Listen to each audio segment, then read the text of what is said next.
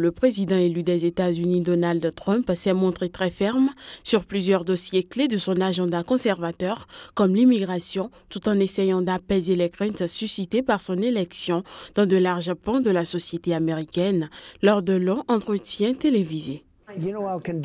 Je vais bien me conduire, mais ça dépend de la situation. Parfois, il faut être plus dur. Quand je vois le monde et comment de nombreux pays profitent de notre pays, je le dis fièrement, les États-Unis vont passer en premier. Ça ne sera plus pareil. On était en train de perdre ce pays. C'est pourquoi j'ai gagné ces élections. Et par ailleurs, j'ai gagné haut la main. Au cours de cet entretien, dont des extraits ont été distillés tout au long du week-end, Donald Trump est resté inflexible sur son intention d'expulser jusqu'à 3 millions de clandestins. L'annonce a provoqué un couac avec la majorité républicaine. Ce sur quoi je voulais vraiment me concentrer, c'est le Moyen-Orient, la Corée du Nord et Obamacare, c'est difficile. Vous savez, la santé est dans une situation difficile en ce moment. Eh bien, il ne m'a pas demandé de ne pas la supprimer, non. Il m'a parlé des qualités et des difficultés. Avec ses premières nominations, Trump veut clairement donner des assurances au Parti républicain. Le président élu a confié le poste clé de directeur de cabinet à Reince Priebus, le président du Comité national républicain. Bannon, au profil beaucoup plus radical, sera le stratège en chef de Donald Trump.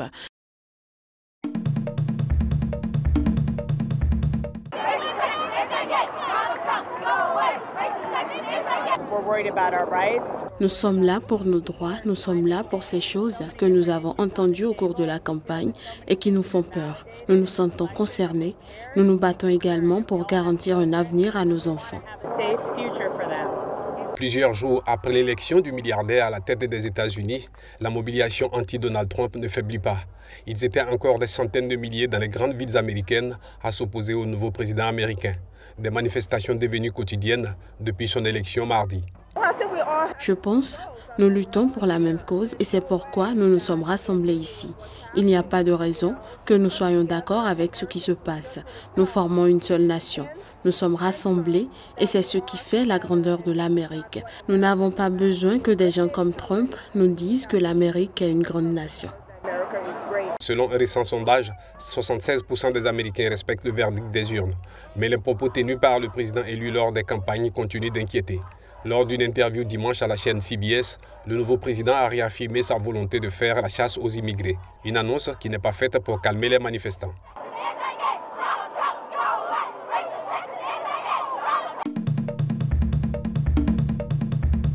L'Union européenne multiplie les signaux en direction de la nouvelle administration américaine.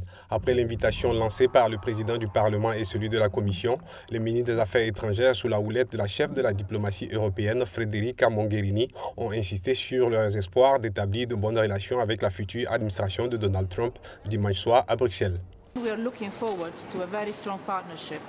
Nous avons hâte d'établir de solides liens avec l'administration à venir dès la première semaine de transition. Bien sûr, nous allons continuer à travailler nuit et jour avec l'administration actuelle, mais tout en préparant le terrain pour le changement d'administration en janvier. Absent à Bruxelles, la France et la Grande-Bretagne appellent au renforcement d'une autonomie stratégique européenne en matière de défense et de politique industrielle. Une question prévue au menu des discussions entre les 28 lundi. Depuis la déclaration du candidat Donald Trump menaçant de retirer son pays de l'OTAN, la fébrilité gagne les Européens. Des Européens fortement divisés entre une défense autonome et le maintien de l'allié américain au sein de l'OTAN.